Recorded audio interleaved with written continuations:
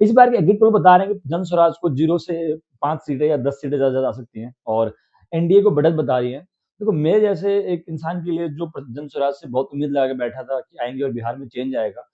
उस जैसे इंसान के लिए तो निराशा की बात जरूर है, बट मैं फिर भी कहूंगा चाहे उनकी 0 सीटें आए, ये एक थैंक यू कहने का मौका है हर बिहारी को जन स्वराज के लिए और प्रशांत किशोर, क्योंकि चाहे इस बार के आप इलेक्शन देखो तो इलेक्शन का जो मुद्दे थे वो पलायन था, नौकरी थी, एजुकेशन था, हर पार्टी ने इन पे बात करी और बहुत कम जात पात हुआ, जो कि मुझे बहुत अच्छी बात लगती है कि इस बार का इलेक्शन जो टोन सेट किया प्रशांत किशोर ने, ये हर बिहारी को कम से कम एक बार उन्हें थैंक यू बोलना चाहिए। देखो मैं दिल्ली में रहता हूँ, मेरा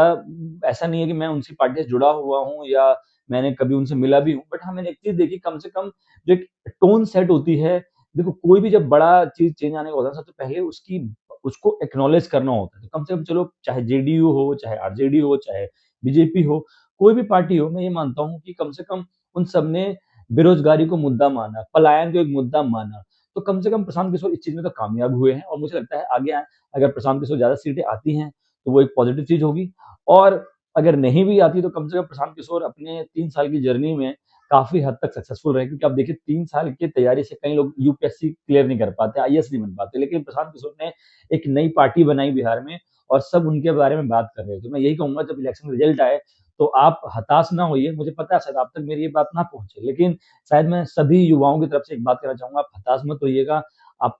प्लीज हम लोगों की तरफ से लगे रहिएगा और बिहार को उस जगह पहुंचाइए जहां पहुंचना चाहिए।